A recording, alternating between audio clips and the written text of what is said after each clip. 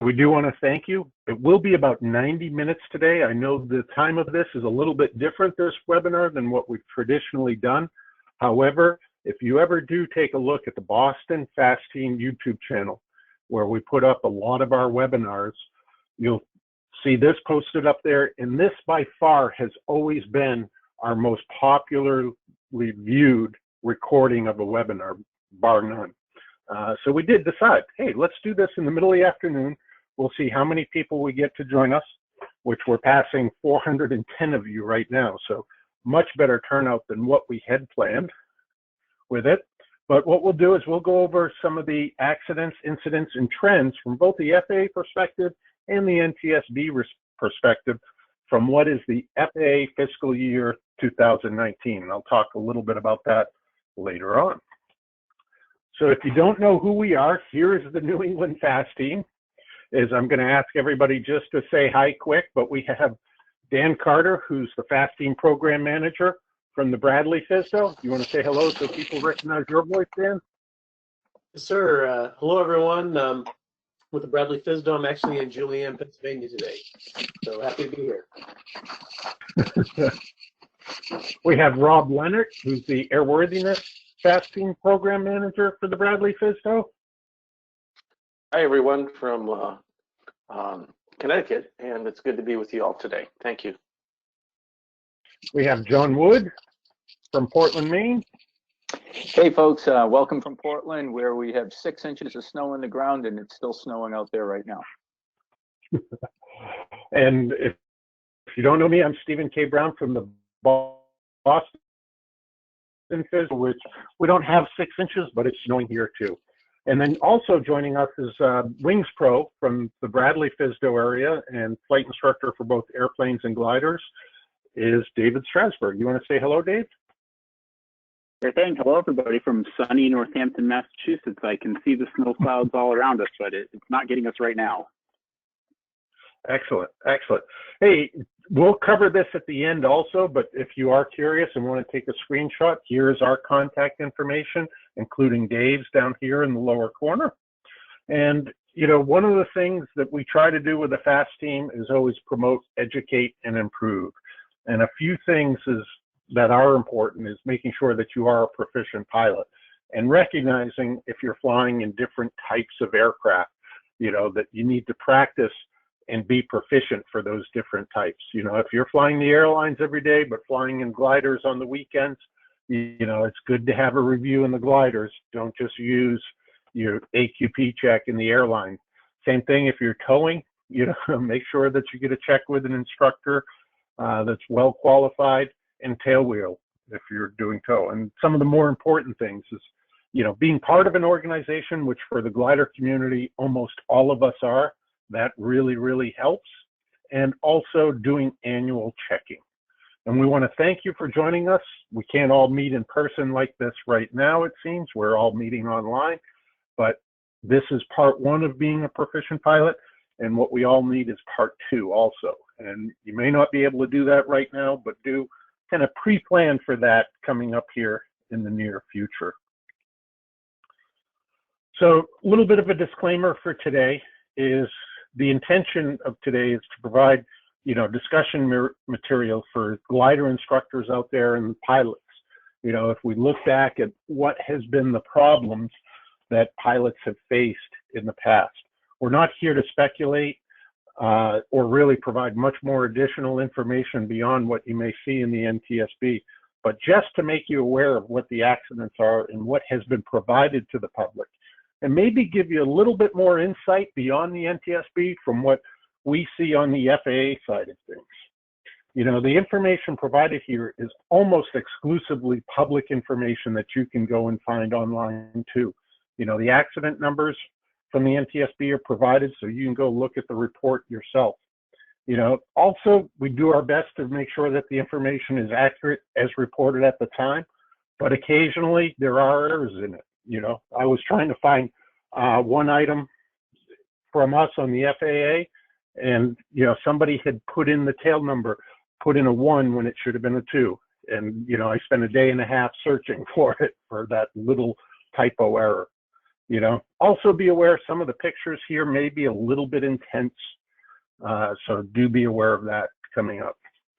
You know, and some of the insights, I have to commend the Soaring Safety Foundation. They do a terrific report on glider accidents annually.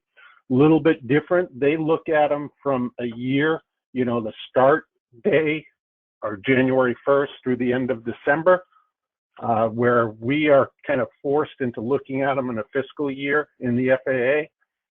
But the recent issue, April 2020 issue, had the executive summary. Soon to follow will be the full annual report. I know I look forward to that every year. And they also do have the launch and flight time request and ask you to participate in.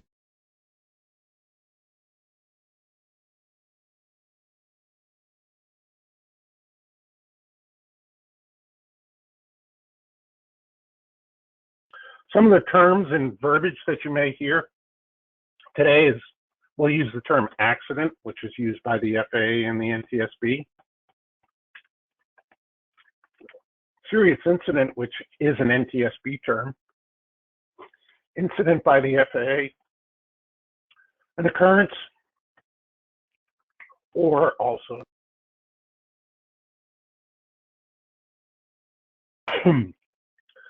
in the FAA, if we don't know what to call something, we will specifically use event as the verbiage on it to begin with.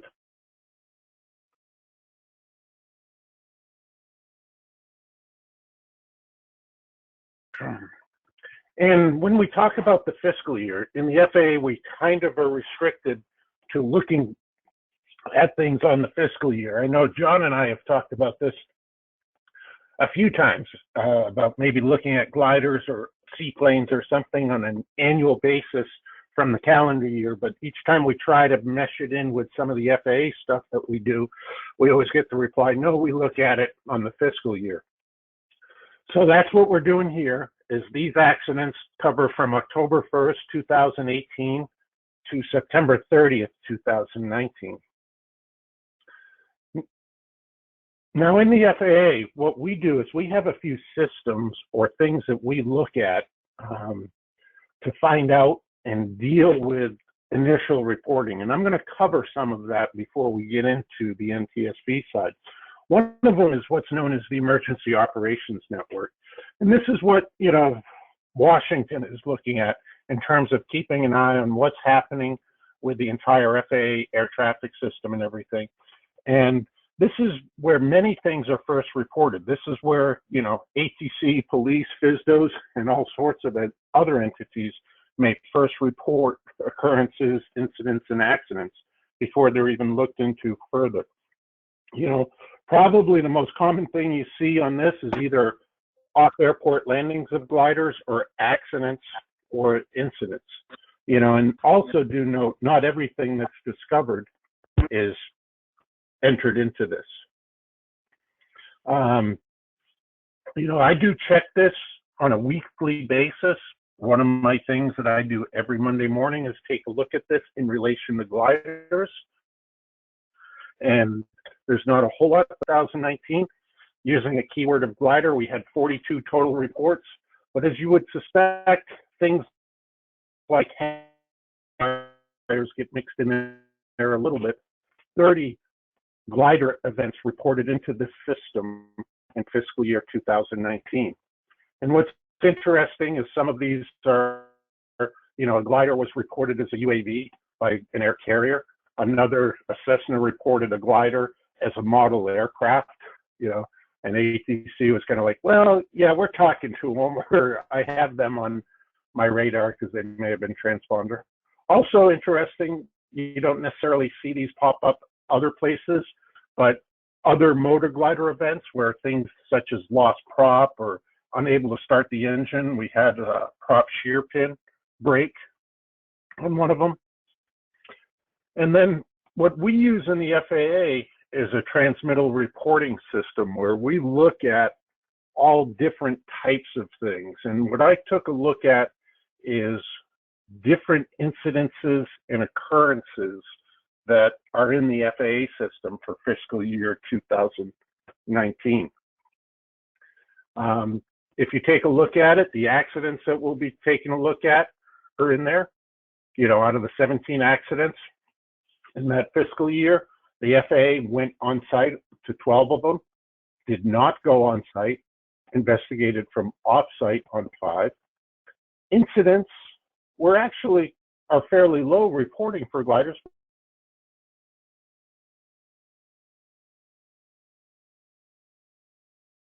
We report an incident to the FAA. Usually in a glider world, how an incident may be reported to us is if it's reported by airport, air traffic control, police, firefighters, something like that. Occurrences, you know, which are safety that may have a safety related aspect to them. Complaints, these are people calling in and having it. And then near midair collision reports, you know, and that's where somebody had said, yeah, another aircraft came very, very close to me. So this gives you a little bit of an idea of what the FAA is looking at in reference to gliders. You know, what I had to do is dig through this, not only in terms of glider category, but also taking a look at where glider was mentioned in it, and then had to remove out paragliders and all of that. If you're curious, here's some of the comments that people have made on those, you know, and some of the different things that we see.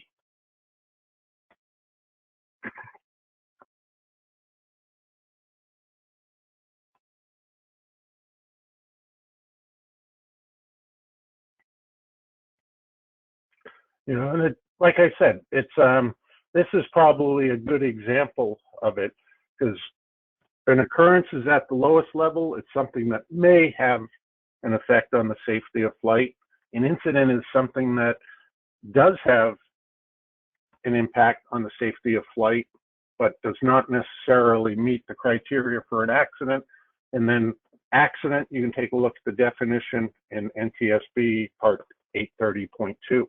But here's a good example of some of the stuff we end up dealing with in the FAA. You know, the airman said the glider ran out of lift, so decided to perform an off-airport landing. There was no damage to the aircraft and no injuries to the airman. The incident was changed to occurrence and no further action.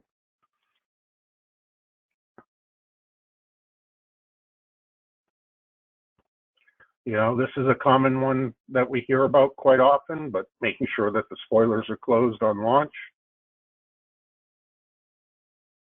You know, we even had one that was a mid-air collision between a glider and a tow plane. And then what we have available to us, and the advisory circular on this is available in the handouts here, is the Aviation Safety Reporting System, or NASA. And this is also something that we take a look at each year. I do want to note the Soaring Safety Foundation has a similar system that is very glider specific and oriented towards the scenario training. So I would emphasize to go take a look at that. But in the fiscal year 2019, here's what we had for the Aviation Safety Reporting System reports that appear to be directly towards pure gliders. Probably the biggest thing is near midair collision reports associated with that, followed by traffic pattern operations, and then down a little bit further. And from a teaching perspective or learning perspective, here's some of the comments that you'll find in the Aviation Safety Reporting System. You know, rear canopy in a 2-seat aircraft, that's something always to be aware of, especially when flying solo. You know, tow pilots being very aware of surrounding terrain and where the tow line is at all times. You know, and approach to landing, a power line was struck by the rope and line broke, no one was injured, and the plane was okay, thankfully. You know, from instructors, making sure that you're ready to take control when you do need to. You know, and also recognizing that when you're out there ridge flying, like down in Julian, Pennsylvania, that you may not be the only ones out there flying close to the ridge. You know, I don't know who this pilot was, but I'm sure this opened up their eyes quite a bit. I know some of the places that Dave and I fly, we fly in an MOA that in the past had a lot of A-10s in it. And, you know, A-10s like to fly close to the ground, and it was always exciting in years past flying in that MOA with A-10s nearby.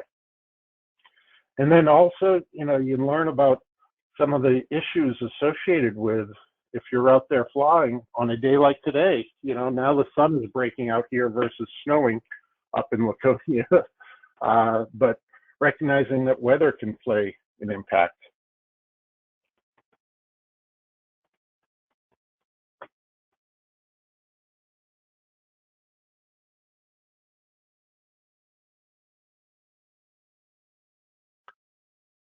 So I'm going to give you a little bit. In the fiscal year 2019, we had 17 accidents total. I'm going to give you a little bit of insight. The next few slides are graphs that we have that we can pull out from the NTSB data, and to give you a little bit of insight to it before we look at a quick review of each of these 17 accidents and then a little bit more to it. But for the glider category, this is the past 10 years of accidents. Like I said, the Soaring Safety Foundation does a terrific job. The dates may be skewed slightly, but you'll see near trend like this is thankfully, you know, we see a downward trend on the number of accidents. Hopefully, and the Soaring Safety Foundation is better at this than probably we are. On a per hour basis, hopefully we see that same lowering trend. What is a little bit interesting for fiscal year 2019, all of these accidents, all of the accidents, all 17 occurred in the summer months. That doesn't happen all of the time, and you know, we'll talk about the fiscal year here in a little bit. But this past year, on the fiscal year 2019, they were spread across only 4 months. Here's 2018, just for comparison's sake.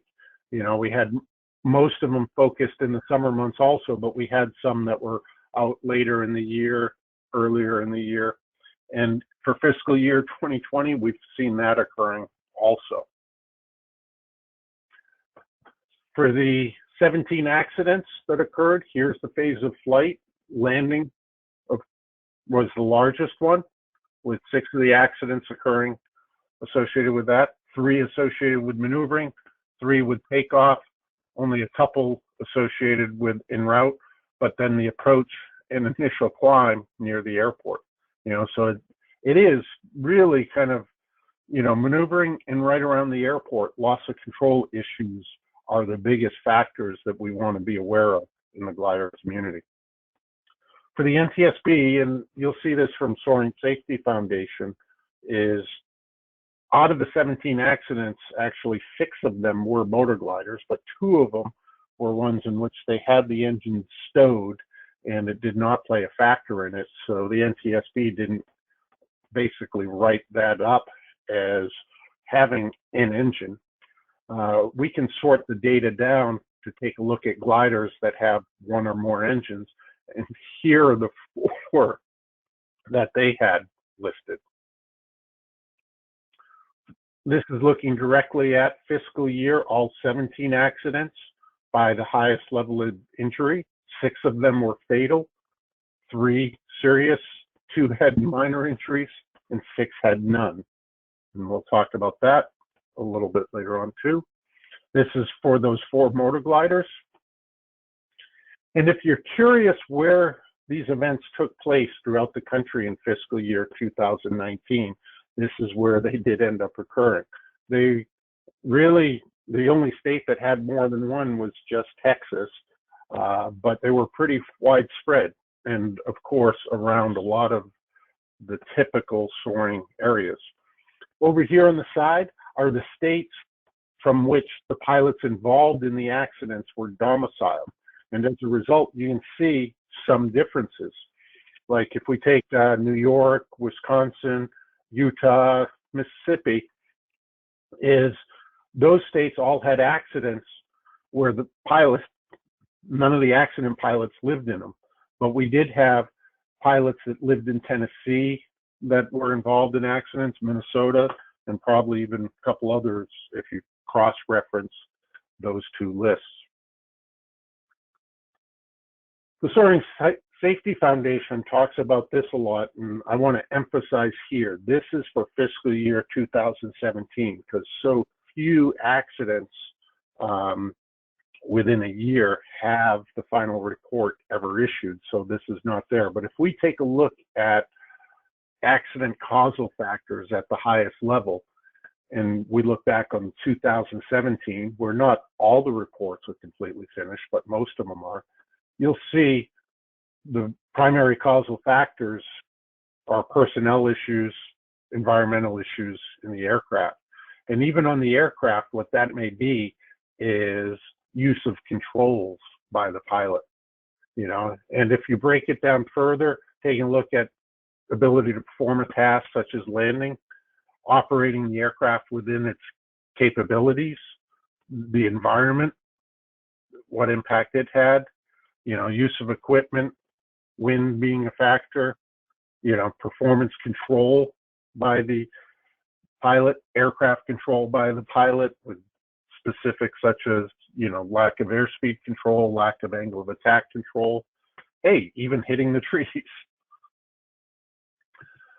I started also doing this, and this is probably a little bit interesting. If we go back to those 17 accidents plus those few other incidents that I had mentioned before, here is a cross-reference of the age of the pilot versus how many months it was since their last flight review. Now, if they're up here at the 25 mark, because you need to have a flight review within 24 months, they're up here at the 25 mark, that is either expired or unknown. And in this case here, if I recall correctly, one of the 25s was expired, and one of the 25s we just do not know because it came from a fatality and we've not been able to tell in relation to it. But you can see a couple things, and all of us on the Wings program, you know, advocate for this, is doing a level of wings every year or doing annual checking. And that's where that bar line would be. Hey, Dan and John, do you guys see this trend in airplane pilots in your FSDOs? Yeah, we're seeing it, Steve.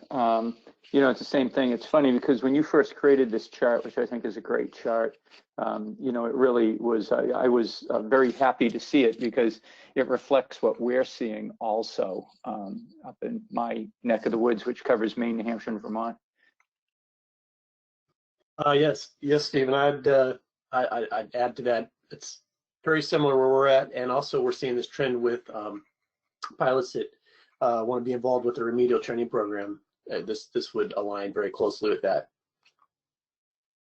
Yeah, you know, I thank you for that insight. I had not even thought of that, but that has been the case for us in the Boston FSDO also, is with the remedial training program, is we're finding most of the pilots with pilot deviations are falling up into this area also. You know, and one of the things that I advocate, and we talked about it in the aging pilot webinar we did last Saturday, is when you reach that age of, you know, being able to retire by what society says, you know, some people are lucky, able to retire earlier, some not so lucky and may have to work longer, especially with what the current stock market is. But, you know, taking a look at it, is if you've reached that point that you're able to retire, it is just so, so important. And, you know, in the glider world, we have a good percentage that are in here. But when you look at the entire pilot population, we have a lot that hang out in this area. Now, the next slide is a big surprise to me because it's only in the last couple years with some better FAA data that we've been able to pull out things like this and even finding where pilots are from, where the accidents happen. But time and type versus age. And it's interesting to see the cluster of accidents. This is for fiscal year 2019. And you see this cluster of accidents down here in pilots that have less than 20 hours in type. and are having accidents. It's actually kind of rare to see somebody have more than 200 or 250 hours in type for glider accidents or incidents. Actually, most of these up here are in the 100 to 200 hour mark. Just to make the chart more visible to you, they've put them all up here at this point with it. And what's interesting with this is I want to focus on this cluster. And this morning, kind of prepping for this, I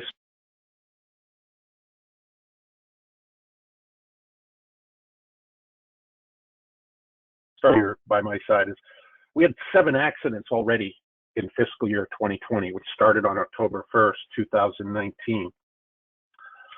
Out of those 7 accidents, 4 we definitely know fell into this group having fewer than 20, 25 hours in type. That's 4 out of the 7 accidents. 1 we know they had much more than 20, 25 hours in type. 2 we don't know, but we do know that 1 pilot purchased the aircraft only 4 months before the accident, and the other pilot we don't know purchased it only 6 months before. So, you know, they were in aircraft that were fairly new to them. Who knows how much time they had in type. But I want to emphasize this. This is something that we're starting to recognize has a factor associated with the accidents. So let's go ahead and dig in now, kind of in depth, and take a look at the accidents and look down at our landing field. Almost all the information, almost all of it that you see coming up from this point forward came directly from the NTSB. You can search, and the NTSB document management system. You know, if it's not, it will be specifically noted with it. But if we go in the timeline, here's the first accident we had for the year. Sonoma, California was personal operations like all glider, a STEM-A S10, was non-fatal, substantial damage, minor injuries to the pilot. You notice the FAA up here with the red line through it, that just indicates that we, the FAA or the NTSB, did not go to the accident on site. This is one of those few that the FAA did not go to. The final report has been issued. What they describe it as is landing area overshoot. And Dave, just because I'm starting to lose my voice here a little bit, I'm going to ask you to read off the next slide if you don't mind. Sure. Let me slide this over here. So Sonoma, California, May 3rd, 2019, probable cause. The pilot's improper decision to land with the tailwind and his failure to maintain a proper approach, which resulted in a long landing, a runway overrun, and an impact with a tree. The pilot reported that after the accident, he had told the airplane touch down beyond halfway down the runway, and he recommended not landing with the tailwind. You're in a powered aircraft, you have some options there, but this is obviously not a really good place to be in a glider. And a downwind landing may not be necessarily be something that we have an opportunity to practice all the time, either because of the traffic flow at our airport or whatever it may be. So this is something you can do through the Wings program, actually get flight credits for this and do this with an instructor and just kind of revisit one of those potential gotchas that you may not have experienced since your check ride. And just so you do know, that's what the runway at the airport this occurred at. That's the size of the runway. So you recognize halfway down would be a fairly short distance. This is what it looked like as it came to a stop, impacting the tree with this damage here. Dan, the next one occurred right in your neighborhood, in your FSDO. I hate to say, but both you and I had accidents, glider accidents, motor glider accidents in each of our FSDOs this past year, which is a bummer for everybody involved. But I'll let you talk about this one here a little bit. Sure. I mean, I can't really go into much more than what's already out there available on the NTSB, but I can say a few things about it. So it was an all electric self-launching glider, motor glider. And it was on its way back to the airport and landed short. That's pretty much the short and sweet story. The landing site was interesting. I don't know if you have a picture of that, Stephen. Oh, here. Yeah, I do. I'll bring it up right here, but here's a little bit of the information. Yeah, and this is right off the NTSB. What he was calculating to get back, and versus where he ended up. And he ended up in, I can talk about this a little bit. It landed in a person's house, a resident's house. And this is right off the news reports. The lady that lived in the house, she basically thought that someone had broken into the house because she heard just somebody up in the attic. And the pilot was just had minor injuries and was in the attic trying to find his glasses and was making some noise, and so she ran out of the house. One thing that was interesting about this is it had a ballistic parachute, so there was a lot of concern about removing the glider from the house without the ballistic parachute inadvertently firing off. So they had to call in some specialists to do that, and got it disarmed and got it out there safely. I did not know that. Yeah. The pin was in there's a red T handle. The pin was in it, but there was a lot of stress on the fuselage, as you can imagine, and so the cable that goes from the pin to the ballistic parachute, very well could have had some stress on it, even though the pin was secured up in the cockpit. And one thing I did not know is I thought there were basically only two sorts of ballistic parachutes, the type that's on the ASRS, and then the GRS, which is pretty popular on motor gliders. But this was a third one that I wasn't familiar with. It was made in Germany. So I guess something to think about if you're in a situation like this is you've got a live ballistic parachute on some of these motor gliders now, and it's definitely a consideration for first responders. Yeah, I did not know that. That's one of those things, that everything that I saw on this, it was not included. So thank you for that insight. No problem. Yeah. The next one we had was June 10th out in Independence, Wisconsin. It was personal flight in a PW5. What considered substantial damage, non-fatal. One person on board, of course, none. The final has been issued on that one. In relation to it, what the NTSB has determined as the probable cause is the separation of the canopy from the glider during an off-airport landing for reasons that could not be determined. En route to his destination, the glider lost lift, so he diverted to a cornfield for landing. During the landing, the glider bounced and the canopy popped off the fuselage and broke into several pieces. And this is what it looks like. This one, from probably your perspective and even from our perspective, is an interesting one. It's one of the things that is involved in accident investigation is humans, and not all humans necessarily see things or whatever. This is the type of event that could be debated significantly, as an accident or an incident, depending upon the individuals involved. There are circumstances like this where I can see and understand it being labeled as an incident, and others where I can see and understand it being labeled as an accident.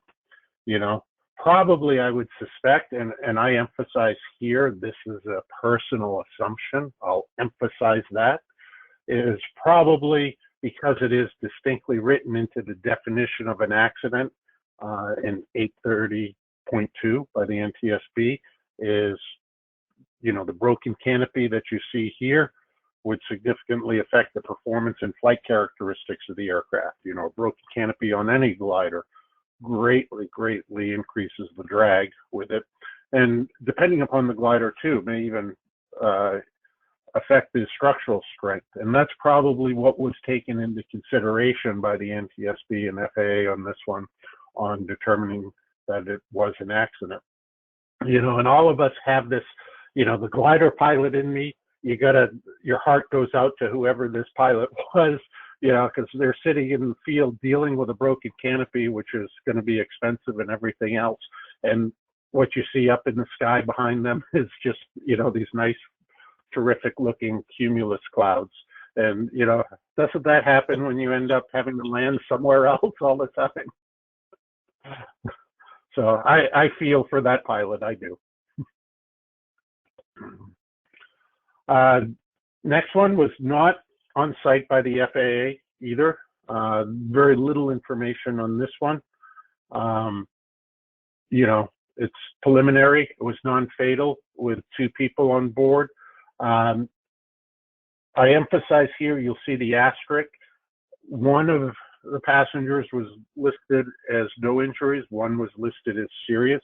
That is from the FAA data. That is not out there on the NTSB data in relation to it.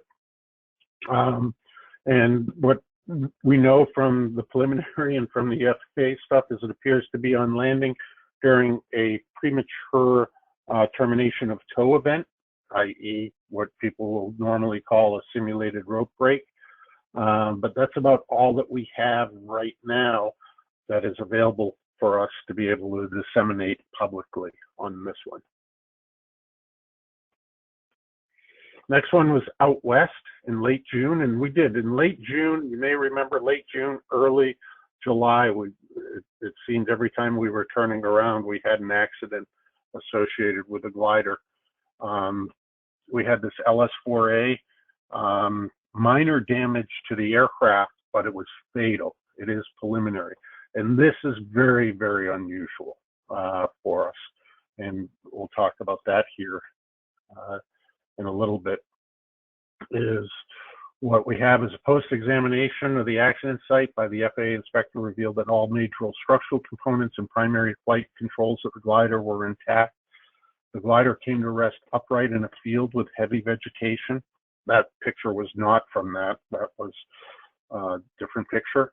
And the pilot remained strapped in the seat with a canopy closed and was observed to have sustained only minor injuries. As a result, there's a lot of speculation within, you know, the community about this one that, you know, tragically, this pilot may have been suffering some medical event and knew it and landed off airport, but, you know, sadly did not make it out of that medical event.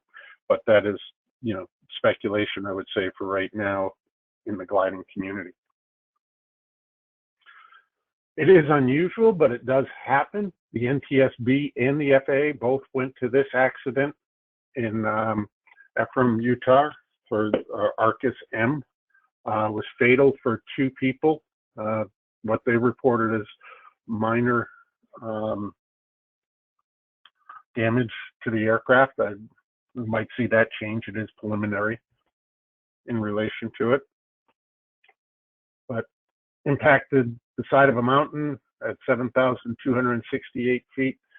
Last radar data obtained from an air data computer on board, or flight data computer, was they were only about 150 feet above the terrain, which is not unusual for ridge soaring.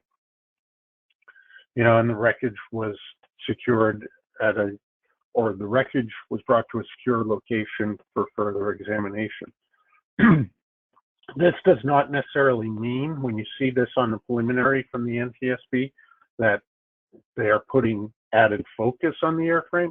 What it does mean is that they don't know enough, there wasn't enough right at the location to know exactly, that they want to make sure that they have access to whatever possibility that it may be. So, you know, in a lot of accidents where it's not readily apparent what happened to the investigators, they usually will make sure that they do have access to the aircraft after it. The next one was the one right in our area with aircraft you're familiar with, Dan, the Pipistrel motor gliders. You've taught in those and flown those a little bit. But this was a touring motor glider, SLSA. It was non-fatal. NTSB says injuries none. I do know from the FAA with our own personal, some bumps and scratches, that sort of stuff, but nothing major. Just kind of minor to the person there, but was substantially damaged during a forced landing. Person had turned off the power during an engine restart. The engine seemed sluggish and was not getting normal performance. Attempted to troubleshoot, but did not. About 1.5 miles from the approach end of the runway, struck a fence near the hilltop. You know, this would normally be just a regular off-airport type of landing. However, we had substantial damage that ended up occurring due to the strike with the fence. And if you're familiar, but this is the Lawrence VOR. This is an area I know John and I have flown over, and Dave too, quite a bit. But on top of a hill, Pasture Hill, right near the Lawrence Airport, just outside of Haverhill, Massachusetts, and had landed here, and right in this white area had struck the fence, and that's what caused the damage to the aircraft. Brandon, Mississippi, the NTSB went to this one also. This is an actual picture of the aircraft itself, and before the accident, of course, probably years before. But it was a Grobe 103, was substantial, one fatal. That is still in preliminary. You know, according to the tow pilot, was to move the 2 gliders from one airport to where the gliders are normally hangared. You know, said they had agreed to release at 3,000 feet, but due to the weight of the Grobe steer, you know, which is a pretty heavy glider, I'll readily admit I fly and teach in one occasionally, and they're beefy, you know, but especially with high temperature and high density altitude, you know, at about 2,100 feet though, the glider released from the tow plane. Pilot in the first glider reported that he heard the accident pilot on the radio saying he was getting low and would probably land out. And the glider ended up coming to rest about 150 feet beyond an oak tree that was in a field, and a piece of the glider's right wing skin was found on a branch of the oak tree about 25 to 30 feet up. And this is what it looked like after. And you can kind of understand that why this was a fatal accident. If it did end up upside down like that, that could have very tragic consequences associated with it. Next one was in Sparks, Nevada. Diana 2, non-fatal, no injuries. However, the FAA reported as minor injuries. It's in its factual level right now, which means that the final should be coming out soon, probably within the next month. Usually you'll see a factual report by the NTSB come out about 2 to 3 weeks before the final does come out. In this one, the FAA did go and investigate on site. However, the NTSB did not.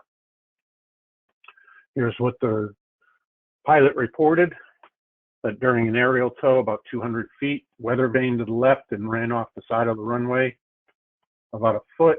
Added that the paved surface and soft dirt was off the side of the runway, was extremely bumpy, and he was concerned about breaking the landing gear. Pilot added that the tow airplane lifted off before the glider, and the tow airplane and glider drifted to the right with a sagebrush and hit it. If you look at the airport, the runway itself is, I think, nearly 4,000 feet long, but primarily dirt, but it does have a 1,270 foot paved section, which they were using. And this is what the results of that accident ended up looking like.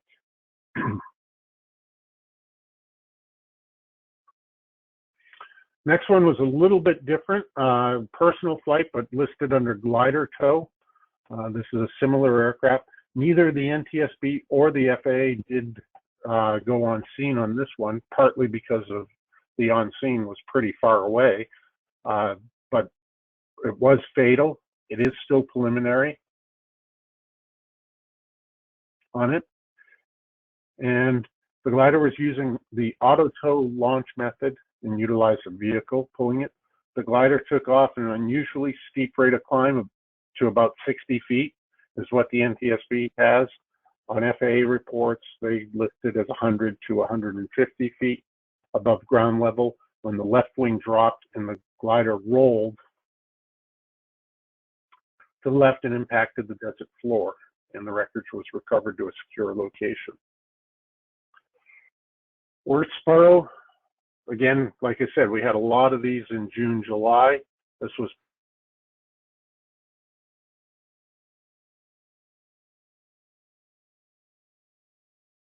list, no injuries listed by the FAA. This one is factual also. And this one probably points out to you, while being towed, the glider began to climb and the canopy opened. On the FAA reports, it is listed as it may be associated with opening or closing the vents in the canopy at 1,400 feet MSL or 800 to 900 feet AGL for that area. That the pilot may have either been trying to open or close the vents at the time, which may have just been the case or may be associated with the handle. Pilot made a 180-degree turn. Glider was high, deployed the air brakes, but the canopy opened again. Pilot closed canopy and held it shut with his left hand while trying to control the glider with his right hand, but the glider's altitude decreased very quickly. And then the glider's wingtip struck a shipping container that was just short of the runway. And I'm going to put it out to you, Dave, in terms of, this is an interesting aspect to it. In teaching wise, we probably take a look at premature termination of tow quite a bit. And for a lot of people, students, whether they're student pilots or students later on, that's a challenging environment. How is it if you have canopy open, changes in performance and other things? Yeah, it's really, expecting the unexpected. I mean, when students are reading the materials, they always talk about, the safe altitude to attempt a return to the airport, and you're kind of expecting it at that point. But I remember on my CFIG check, right, it happened a little bit higher up and a little bit on the crosswind turn there. So you need to really kind of mentally be preparing yourself for at any possible time a situation like that. You might have a sick passenger, a little bit too much thermaling, or a canopy open. I actually witnessed somebody, their very first ride after they got their commercial rating, the canopy opened up on them, and like a champ, they flew around with the passenger, brought the glider right back into land. And the difference is just having that mindset, because you never know when it's going to happen. You just really have to always tell yourself, this is the day, this is the day. And then when it's not, you're in the right mindset to come out of that situation with a successful outcome. Yeah, having more challenges it's always a hard part of being a pilot on anything, but that's one of the reasons why we do practice this sort of thing quite often. And if you do take a look, at least historically, for two-place aircraft, having the canopy come open, the results are not all that good. We don't necessarily know how many times it has happened successfully, and that's not the case, this not being a two-place aircraft here. But, you don't know how many times that they were able to bring it back around, as you mentioned, successfully. But we do know there's quite a few times where it has led to an actual accident. And we'll take a look at one or two of those here tonight or this afternoon. The next one we had was in late July. Neither the FAA or the NTSB did go to this one. ASW 27, non-fatal, no injuries. Final report is out, loss of control on the ground. This is a similar aircraft to it, but pilot's failure to maintain lateral control of the glider during landing in gusty wind conditions, which resulted in the left wing striking the ground and a subsequent ground loop. And the pilot reported while returning to the airport, descended faster than expected, so diverted to a field for landing, countered a wind gust, and the left wing hit the ground and the glider ground looped to the left. So we had the broken aileron out here, but one of the things that tends to happen when you get significant ground loops is, you know, the snapping of the tail or the snapping of the tail boom associated with it. So you can see the damage here. And, you know, along the lines, this is another one of those, and why, you know, for Dan and Dave jump in too, why I think, you know, practicing as best as you can for off-airport landings is so important. Because, you know, I take a look at this picture and I'm like, you know, just from the pictures, you don't see anything that can, you know, that specifically concerns you. You think, boy, they chose the right field. But, you know, just a oops of a gust or a gopher hole or something like that. And I know you and I, Dave, and you do it more than I do. We try to get people out to different airports in gliders to experience differences, correct?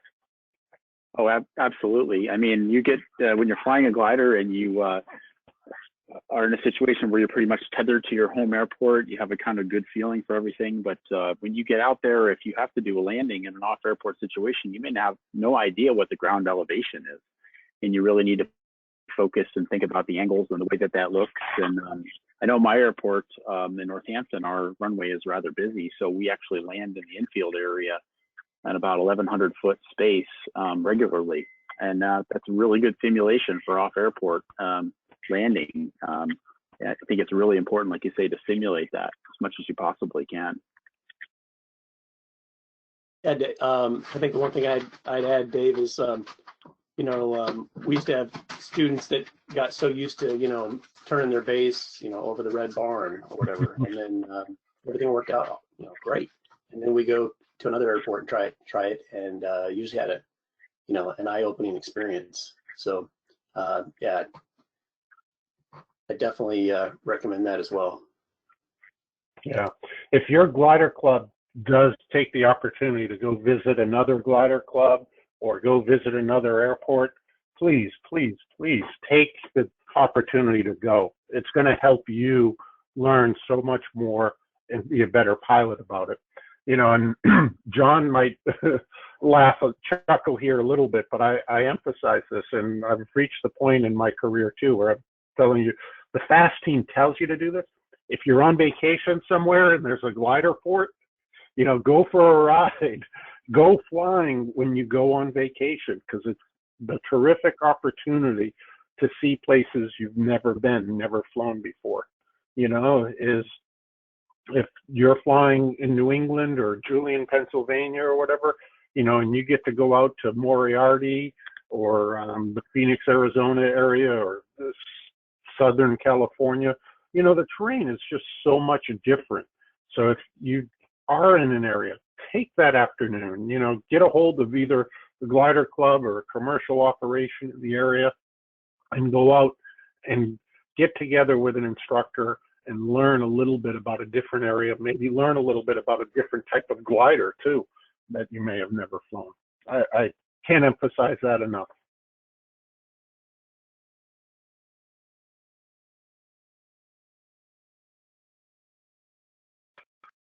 Now we finally got out of July, but accident in August, ASW 24 was substantial, non-fatal, serious.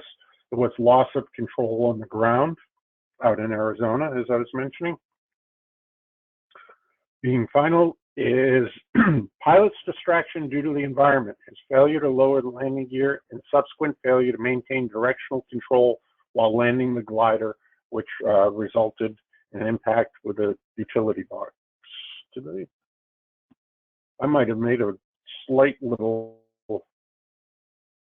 yeah, okay, serious injuries. I thought I said fatal. Sorry about that, folks. If I did, I correct myself on it, but while concentrating landing, failed to extend the landing gear, as I was talking to, and ended up impacting. You know, and the ASW 24 series and above is known for, you know, being designed with greater crash survivability, I guess, above it compared to what had historically been built when those gliders first came out. But you can see you hit something significant and large that's immovable, it will do a lot of damage, and of course, you know, to any person located in the aircraft. Next one was in Texas and was an event that was associated with a soaring competition. The NTSB did come out to this one. This was a glider that did have a motor installed in it. However, on this one, I don't think, if I recall, there was any indications that the motor had tried to be extended, if I recall, but I'm going off of memory there. So it was destroyed and it was fatal for the occupant. Impacted the ground for unknown circumstances during the competition. You know, when the pilot did not return, contest coordinators started a search, you know, which is always one of the hard parts, but one of the things I would emphasize with any competition, or even for your glider club, even if it's just a tabletop, is maybe run through a scenario where what you would do if somebody did not return from the flight. You know, do you have a system to make sure that everybody in your club gets home every night? You know, do you have tracking systems? Do you know what information the FAA and NTSB is going to ask? You know, and many other things you'll learn from that. You know, what this shows is a ground scar associated with the aircraft. You know, very, very horrific. And John, I'm going to put out to you, because I think you've been involved with a few flight schools that have done this, and anybody else. Have you ever seen anybody going through a test of kind of their emergency system if, you know, a flight failed to return on time? That's an interesting point that you put out, Steve. You know, some of the Part 141 flight schools have that kind of built into their kind of protocols, the way that they conduct business, which works well.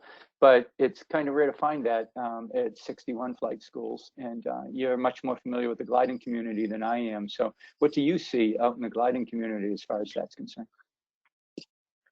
Yeah, it varies, and that's one of the things the Soaring Safety Foundation does have a terrific program. I know with Bert Compton, he kind of heads it up, where they will come and visit your glider club and basically do an audit or assessment and give feedback to the board of directors on it.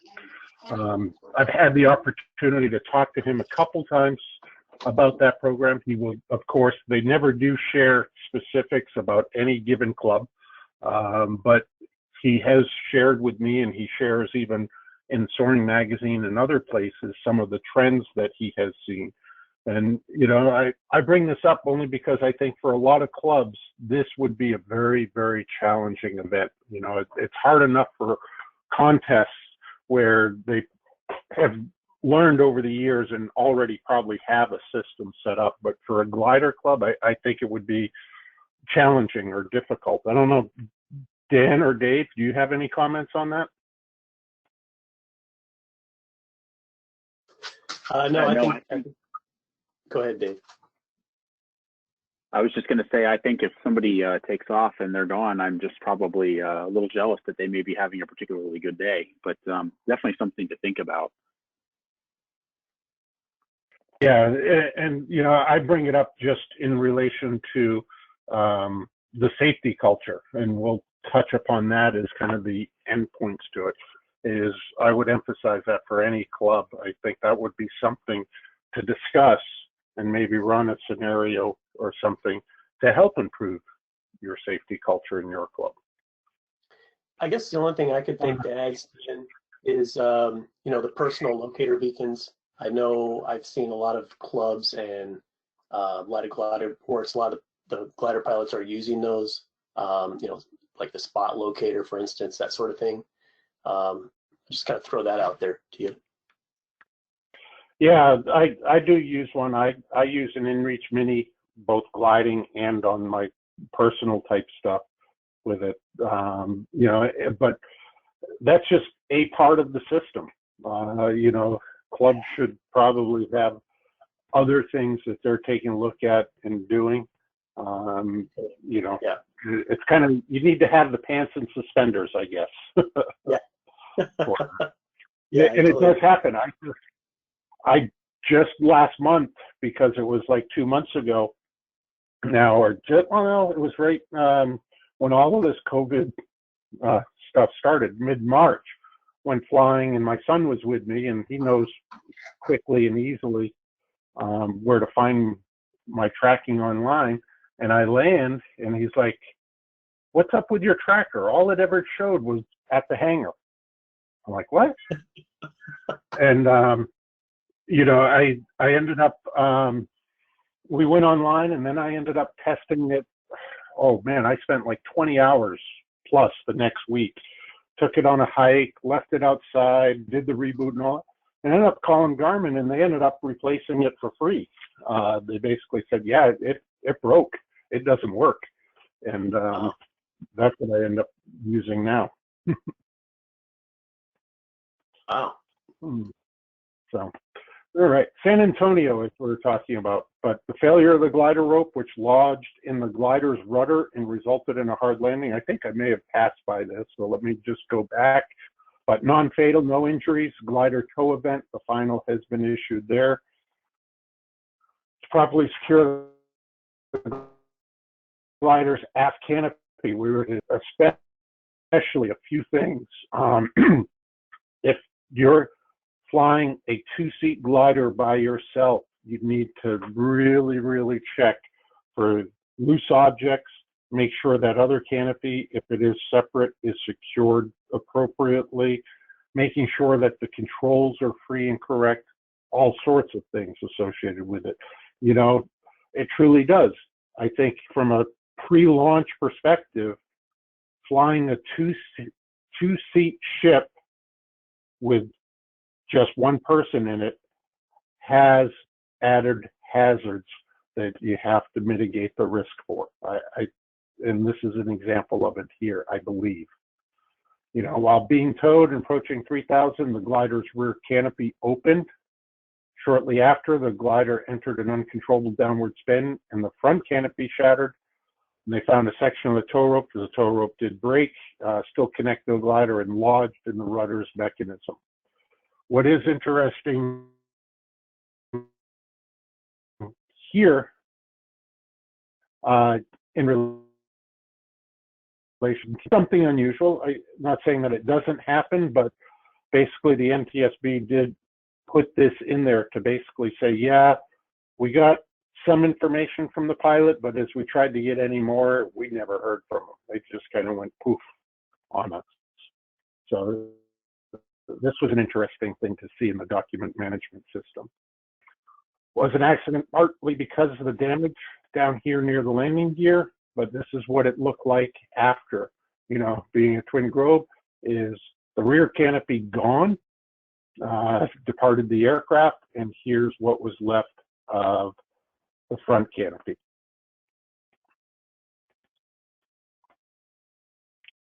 And then in August, we also had this accident here, Sirius 2 with DG 500. Again, I think this was one of the ones where the motor was not extended, if I recall correctly, at all. It is still preliminary. And this was on landing. According to the FAA inspector who responded, the glider was found in the wooded area past the departure end of runway 9. It was a turf runway, 2,400 feet long. The glider collided with trees and terrain off the end of the runway before coming to a stop, and the engine and propeller were in the stowed position inside the fuselage. And then the last one, a horrific accident, which we did have towards the end of the fiscal year. The NTSB did go to this one. DG 300 was fatal with substantial. It is preliminary still right now. But according to multiple witnesses at the airport where the accident occurred, if I recall correctly, that is a private airport, not the one where the glider had launched from, but a different one. Arrived overhead at 800 to 1,000 feet above ground level, descending and circling left around the southern half of the airport. On the last circle at about 300 feet AGL, the landing gear was seen coming down, followed very quickly by the glider banking to the left about 30 to 40 degrees. And the glider then struck 3 trees and rotated 270 degrees while now descending at about a 75-degree nose-low attitude. The glider struck the grass runway nose first. These are not the best pictures on this one. I got these way back when the accident actually first happened from the fire department associated with it, but you'll see these pictures out there too. You know, is a crumpled aircraft.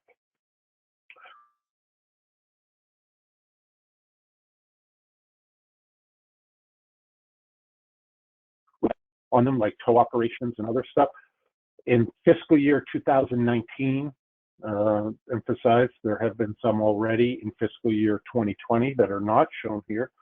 But we had this tow accident in Osceola, Wisconsin. PA-18 was non-fatal, substantial. Preliminary still is out on that. But what we have, substantial damage during a forced landing through a flight control malfunction during takeoff. Tow pilot reported fourth glider tow of the day, and the pilot added full power for takeoff, became airborne. About 5 to 15 feet off the ground, the pilot heard a sudden bang, and the nose of the airplane pitched up about 40 degrees and rolled right about 45. Able to get the wings level, hit the ground hard. I got a compliment, I suspect. You know, seeing things like this, I think this was I believe a more positive outcome. I've seen circumstances like this that have had a much more negative outcome than this one had. So I got to emphasize here, but skidded between electric poles, bounced onto a road, through a ditch, inverted. You know, examination of the airplane after revealed a broken attachment fitting to the right horizontal stabilizer. And if you take a look at this, and this is kind of the big thing, you know, aerodynamically, if you're familiar with Piper Cubs, to see an elevator at that angle on the tail and where the attachment fitting would normally be, a big issue. And, you know, Rob, you're on the airworthiness side, but I think, correct me if I'm wrong, isn't aircraft maintenance and airworthiness kind of like the second major cause of accidents that we have in general aviation? That sounds correct, Steve. I'm not sure exactly what the ratio is, but definitely maintaining the aircraft in an airworthy condition is something that can result into an accident for sure. Yeah, and we see it, and that's what Rob ends up dealing with. A lot of his work is focused in that direction. Then in Moriarity, New Mexico, we had this accident, which was a ground collision. The final has been issued there. Thankfully non-fatal, but no one hurt.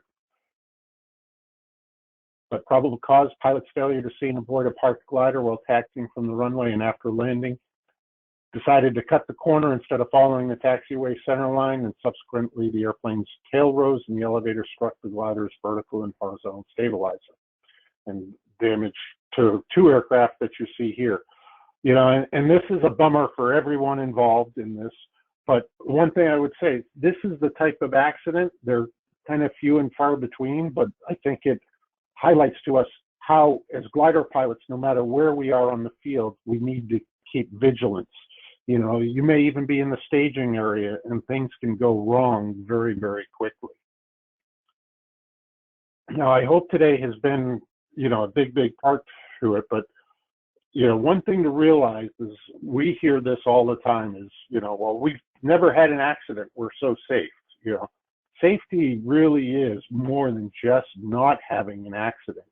You know, non-accidents like this is an incident that we had with a motor glider, you know, went off the edge of the runway, ripped off the landing gear. You know, it didn't qualify as an accident.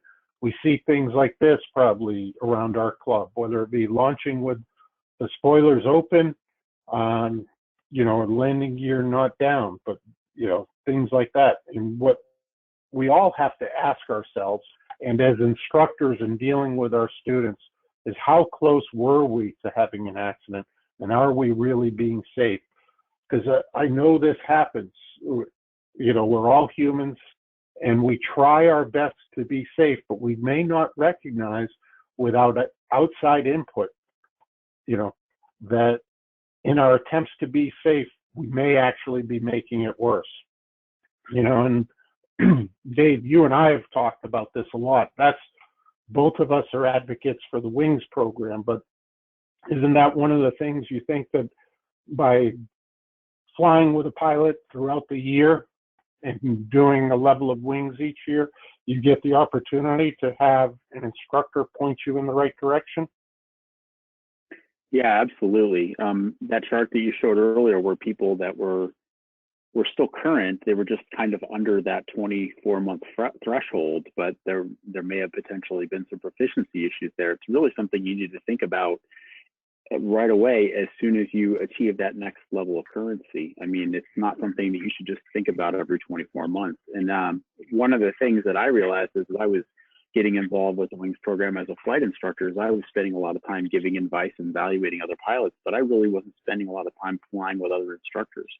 So that's one of the reasons I try to grab you now when we're at our glider port and go up and have you just kind of check up and fly with me and just see what you see and make sure that there's not an area there or something that might be slipping a little bit, or provide some advice or constructive, because we're really all there to learn. Even after 30 years of aviation, I still learn something new every day.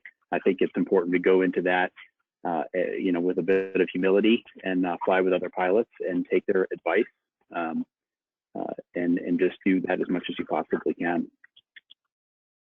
Yeah, that is very true. And I've learned so much from other glider instructors, you know, DPEs that are out there. I mean, I have kind of my little notes of, you know, best tips, practices, and all of that sort of stuff. Is always trying to learn more, which is terrific.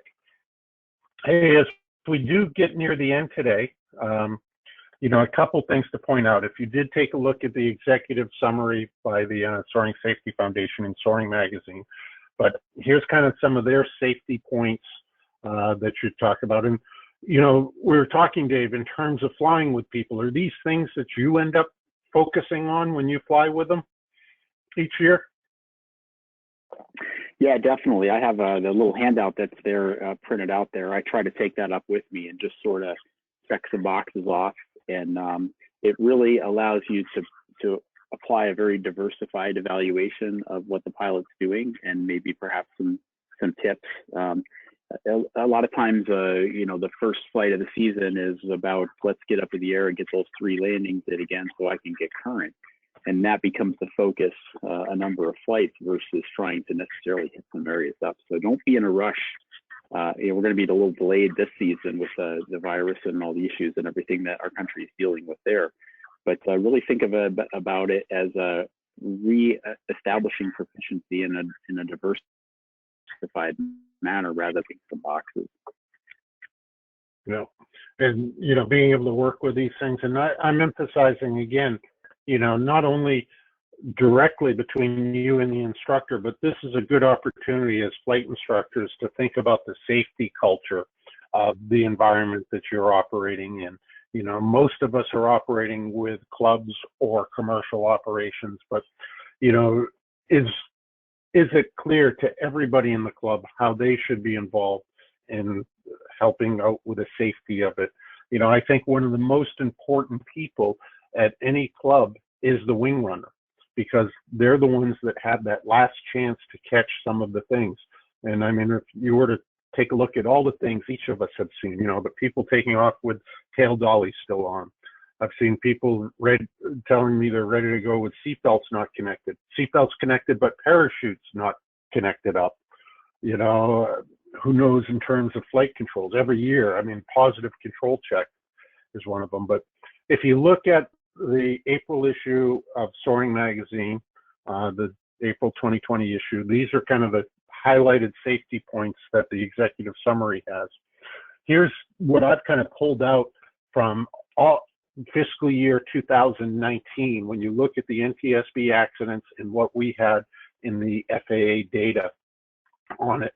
And, you know, these are just the quick little points that I put out to you as the flight instructor to, hey, here's what you should think about, maybe put a little bit of thought into it more, maybe adjusting how you're doing it, whatever it may be, because that's what today is. We're not here to tell you how to do things, but what we want to do is provide the points for you and all the people you work with at your club or your operation to help improve the safety. And these are a lot of the points. I don't know, do you guys, anybody have any comments or anything on these?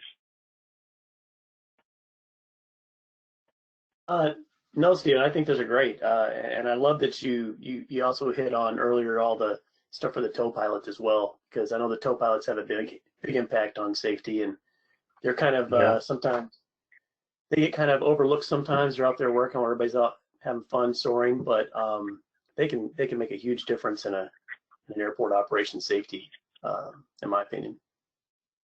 True statement. Thank you. Hey, Steve, one question was that PTT, added risk. What does that mean? I'm thinking push to talk. Is that what you're referring to? Yeah, that's actually, most of the glider types know, but premature termination of tow.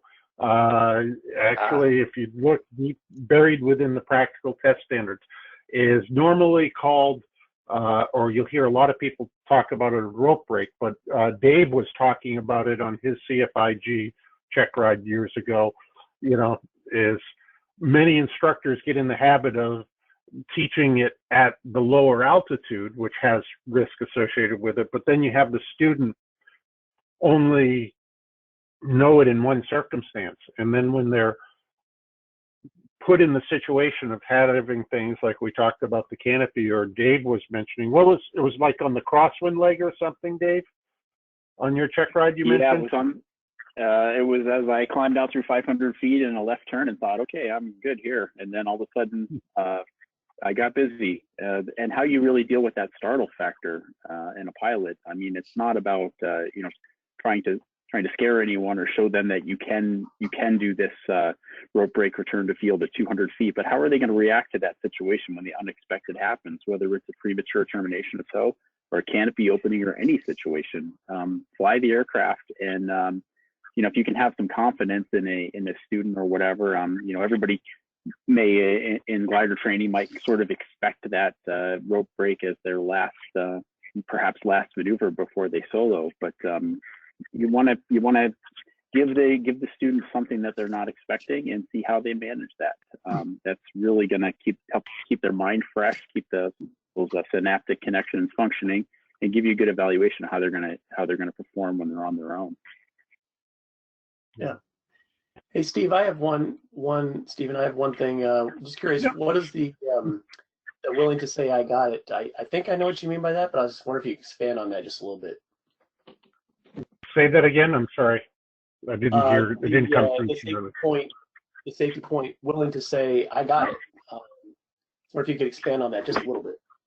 Yeah, actually, that's primarily for the instructors, but that's one of the things that I think a lot of instructors are challenged with, is you have that fine line between where you need to let the student go and figure out what errors they're making and seeing if they're able to correct for them. Because, you know, typically being newer to the aircraft or whatever, they won't recognize it as quickly as a flight instructor will. But you also need to make sure that you don't have it or don't add risk to it by not taking control of the aircraft soon enough. I bring it up in two circumstances. One is, over the years, I've done a lot of hiring of flight instructors, a lot of teaching of flight instructors too. And I'm surprised at how many people either have gotten to a point of their CFI check ride, or even gotten to the point that they're being interviewed for a job as a flight instructor and really have never practiced or learned how to say, hey, I have the aircraft now, or have practiced the ability to recognize when a situation is getting out of control and, you know, being willing to take it and control the aircraft. So that's what I have that up there about, is that is an area that as instructors we do need to focus on, both in our initial training and in our recurrent training. And I'm going to add one little part to it. You know, we'll see it sometime in the glider world in the future, but they're working on what's known as the Airman Certification Standards.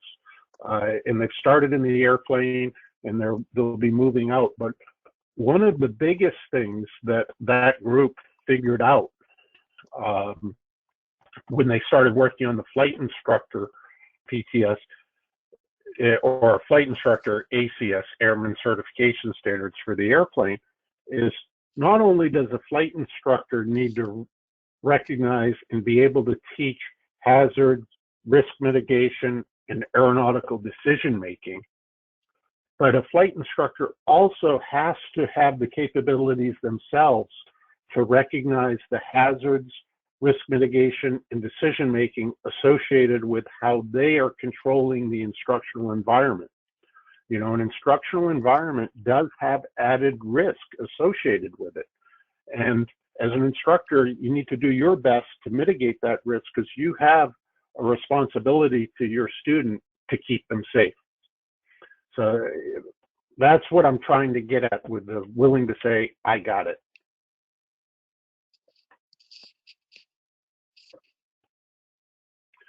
So finishing up tonight, you know, one of the things I always do ask, and all of us here know this, but, you know, in general aviation, the best thing we can do is if we can help promote, educate, and improve, you know, we'll all be better off. And within the soaring environment, that's definitely one of the things. You know, we all know, we all enjoy it. We have a terrific opportunity, and it's a great way to maybe get younger people involved in flying at less expensive ways and everything. So I ask all of us, you know, if we can focus on that within what we do in general aviation and what we do in soaring, we'll all be better off. As we look out to the horizon, just a few things that are coming up. The Soaring Society of America has started their webinar program again. It's starting this month, next week. The next one is April 14th at 8 p.m. Eastern Daylight Savings Time. I found out yesterday that for some reason the FAA announcement got sent out at 7 p.m. Eastern Standard Time, which is the same time, but so I corrected that. It's Intermediate Advanced Thermaling and Gliders. Dave and I, we've talked about a future New England FAASTeam webinar for glider pilots associated with the start of the season and review, and we're hoping to turn that into an online course also, which is a couple online courses out there that may be of interest to you. You know, a good thing to take a look at if you're waiting for it. We did this about a week ago, but on the Boston FAASTeam YouTube channel where this will be posted. But about the Wings program a little bit, you know, Wings pros like Dave can help you out significantly with it. But also, if you want to find out a little bit more about being a better pilot, you know, this program we did, Good Pilot, Better Pilot, Proficient Pilot, and give you a little bit of insight there. And do take a look at the handouts tab, because there's some material from me, there's some from you, Dave. What do you got in there, Dave? Mine is the bottom one there, the Wings Basic Phase Flight Activities for Glider, which gives you a guide for flight instructors, or for you to take to your flight instructor, a means for you to complete the satisfy the requirements of a flight review in a glider by working on some tasks and activities that maybe you might not have done in a while. So take a look at that. There's links, there's hyperlinks on there, as well as a list of all the tasks that need to be completed in order to complete a phase. But that's basic phase, just intro stuff. And then there's more advanced items in there too, if you get working with it and you get interested, that you can look into. My contact info is on there, so if you take a look at it and you're not really sure what to do with it or how it works, please feel free to reach out to me. I'm a volunteer and I love talking about this stuff. So don't feel like you're bothering me at all. That's what we're here for. Yep. And here's a few videos that you can take a look at. in relation to this. I know one of them's by Dave, one of them's by me, but these are quick. I think the longest one is only 14 minutes. The other two are only like 8 or 9 minutes to give you a little bit of insight about that. If you do need our contact information, here it is here for the New England FAASTeam. So this is a good place if you want to say hello to any of us, that you can capture this screen. And what we're going to go ahead and do now is we'll go ahead and we will stop the recording, but take the opportunity